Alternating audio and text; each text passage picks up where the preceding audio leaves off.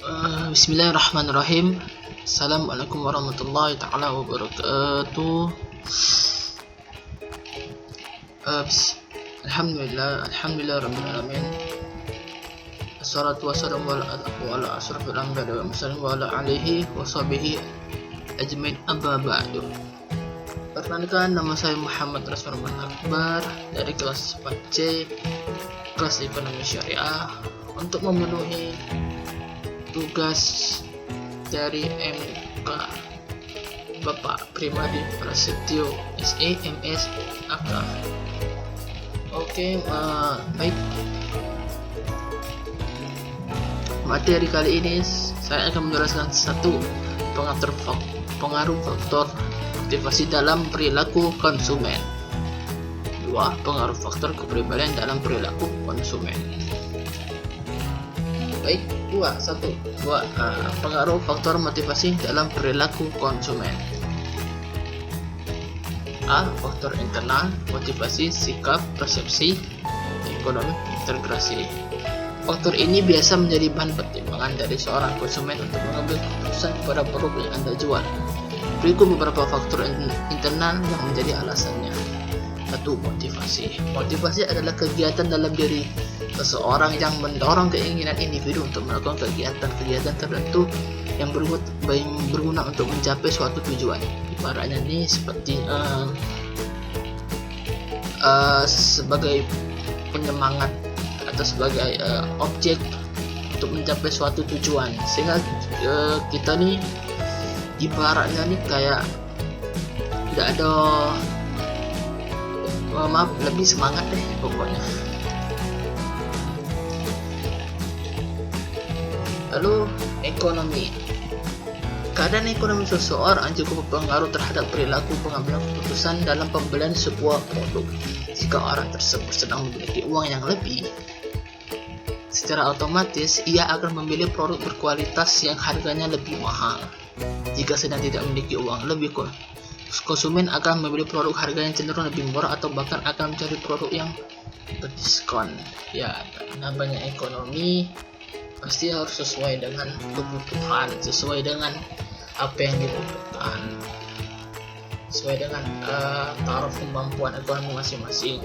Kalau kita mampu beli suatu barang atau apapun itu yang memiliki rezeki lebih, silakan. Kalau kita misal seandainya nih, saya nggak mau kurang mampu sih ya, belum mampu untuk membeli suatu barang yang lebih tinggi taraf lebih tinggi dari taraf ekonomi kita, ya jangan dipaksain, sesuai dengan keadaan ekonomi. Lalu sikap. Nah, ini sikap adalah predisposisi keadaan mudah terpengaruh untuk memberikan tanggapan terhadap rangsangan lingkungan yang dapat membuat atau membimbing tingkah laku orang tersebut. Bagaimana sikap seseorang terhadap produk atau merek mempengaruhi tindakan pembeli untuk menggunakan produk atau merek tersebut. Artinya sikap ini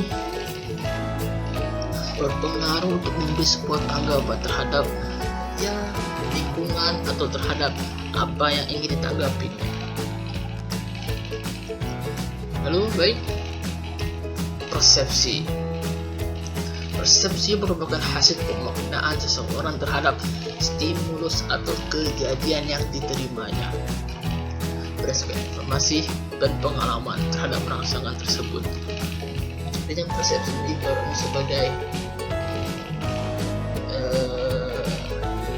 hasil pemaknaan seseorang terhadap kejadian atau stimulus atau yang berdasarkannya bisa sesuai dengan informasi atau dengan pengalaman atau dengan real time kejadian nyata.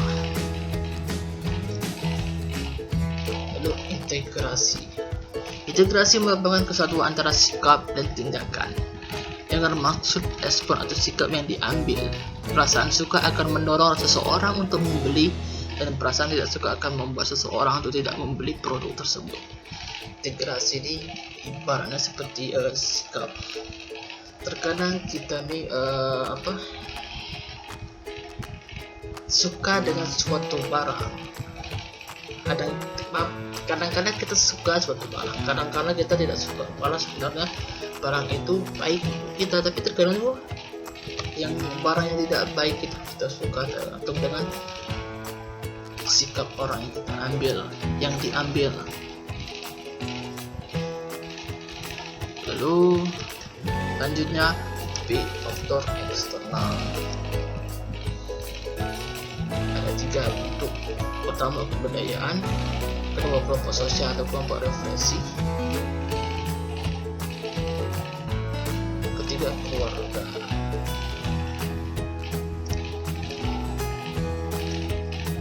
Kebudayaan, ya. Kebudayaan adalah simbol dan fakta yang kompleks yang diciptakan oleh manusia untuk diturunkan dari generasi ke generasi sebagai penentu untuk mengatur perilaku manusia dalam masyarakat yang ada. Faktor budaya terdiri dari kultur, subkultur, dan kelas sosial. Faktor dari mempunyai pengaruh paling luas mendalam terhadap perilaku konsumen karena seseorang cenderung akan mengikuti budaya di daerah tempat tinggalnya. Ya, terkadang budaya itu menjadi patokan dasar. Ini di tempatku ini, misalnya contohnya nih, tempatku ini biasanya ini kalau menikah itu tidak boleh di luar, tidak boleh dengan suku luar, harus dengan sesuku masing-masing, sehingga itu bisa menimbulkan solidaritas yang tinggi. Begitu juga mungkin membeli barang. Contoh ini budaya di kampungku ini, orangnya tertutup semua, bajunya tertutup, jilbab syar'i semua. Jadi kalau ingin membeli barang yang tipe-tipenya tidak syar'i itu agak sedikit melenceng atau tidak sesuai dengan kebudayaan. Ketiga, kelompok sosial atau kelompok referensi. Kelompok sosial adalah suatu sosial yang menjadi tempat individu berinteraksi satu sama lain karena adanya hubungan antara mereka. Sedangkan kelompok referensi adalah kelompok sosial yang menjadi ukuran seseorang untuk membentuk kepribadian dan perilaku.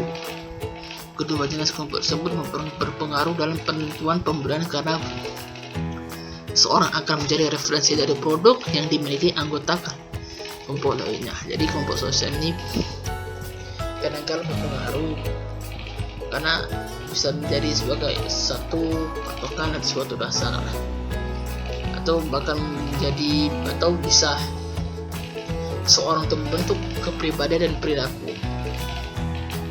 Misalnya kelompokku ini lebih kepada cenderung ke agama nih,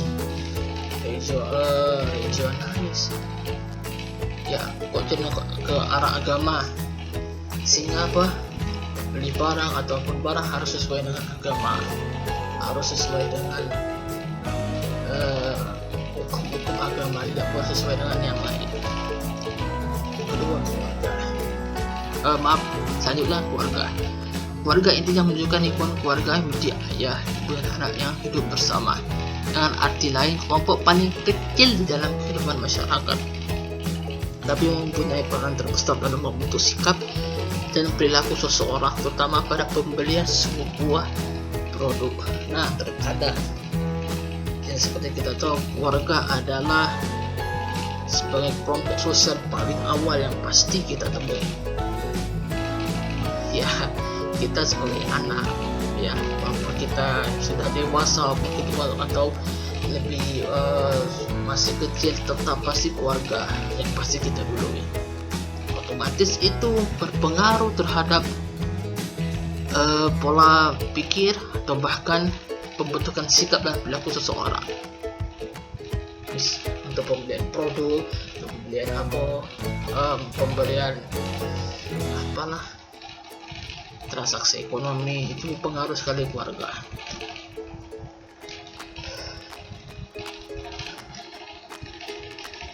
Mungkin sebelumnya bisa saya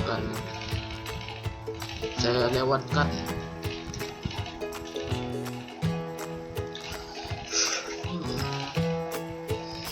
Baik, saya lanjutkan kebudayaan.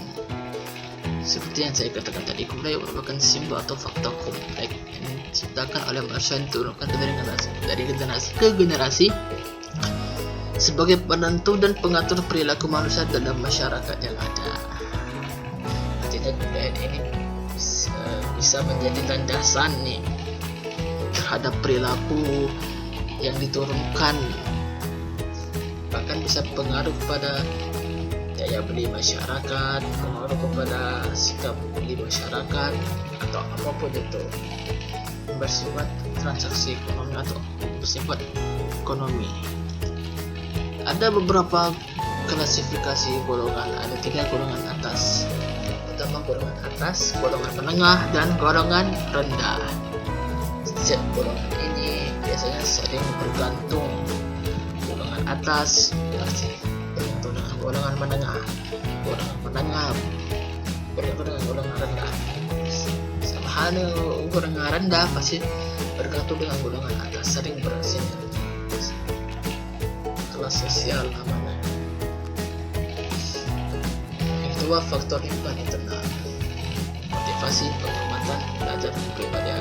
Motivasi gunanya untuk apa? Untuk sebagai penyemangat atau sebagai penentu tujuan. Wah, saya ini dulu pengen jadi seorang astronot. Ya, astronot. Ini harus lebih motivasi nih. Masih jadi astronot ini bisa membangunkan orang tua, masih bisa jadi astronot ini bisa pergi kemana atau bisa membuat orang tua bahagia atau apapun itu. Kedua, pengamatan. Ya, sebelum kita melakukan apapun itu, pastinya yang namanya pengamatan itu sangat penting. Tentu untuk mengetahui informasi apapun itu, untuk mengetahui keadaan yang terjadi, lingkungan yang terjadi, mengetahui untung atau tidak untungnya pengamatan tersebut, dan memperoleh informasi-informasi penting terhadap apa yang ingin kita tujuan, apa yang ingin kita tuju. Tiga, belajar.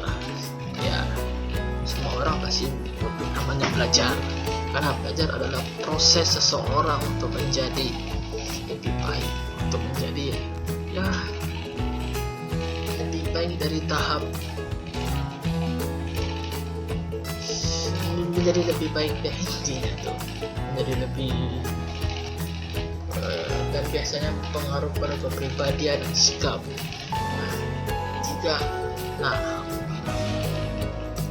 Kepribadian dan sikap ini biasanya dibutuhkan pembelajaran, sehingga kita sebagai orang itu pasti memiliki kepribadian. Terkadang orang-orang memiliki kepribadiannya masing-masing dan sikapnya masing-masing. Ini untuk belajar sehingga bisa membentuk kepribadian yang lebih baik, sehingga dan sikap yang lebih baik itu bahkan itu bisa berpengaruh terhadap ekonomi, jual barang ataupun apapun itu yang bersifat ekonomi.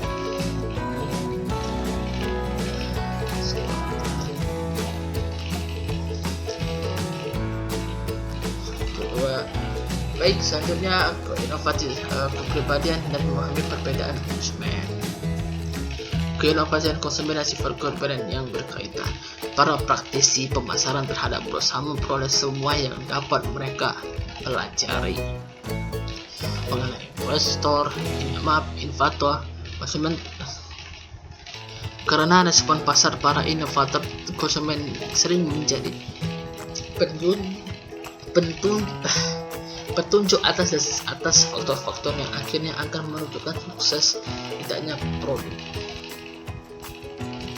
Ya, ini namanya kita menjual barang, pasti yang namanya kreativitas itu pasti menjadi faktor penting untuk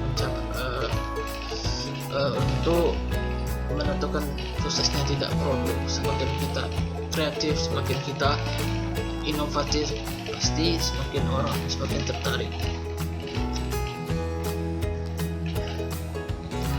Iya, lalu keinovatifan. Para peneliti konsumen telah berusaha menyusun konsumen mengukur untuk menaksir kepentingan keinovatifan konsumen karena ukuran sifat kepribadian tersebut menekan wawasan yang penting mengenai sifat-sifat batas ketersediaan konsumen untuk berinovasi. Inovatifan adalah hak semua orang. Tidak ada ya. Kesimpulannya adalah kepribadian didefinisikan sebagai ciri-ciri kejiwaan dalam diri yang menentukan mencerminkan bagaimana seseorang merespon terhadap lingkungannya. Katakanlah dalam definisi sifat-sifat diri dalam atau sifat-sifat kewajiban kualitas, sifat pembawaan, kemampuan individu yang mempengaruhi orang dan perangai khusus yang membedakan satu individu dari individu lainnya. Intinya kepribadian ini sangat berpengaruh terhadap apa yang dia inginkan, bahkan dengan terhadap ekonomi itu tersebut. Baik, sekian, terima kasih, semoga bermanfaat atas informasi yang saya aturkan. Atur nuwun. Assalamualaikum warahmatullahi wabarakatuh.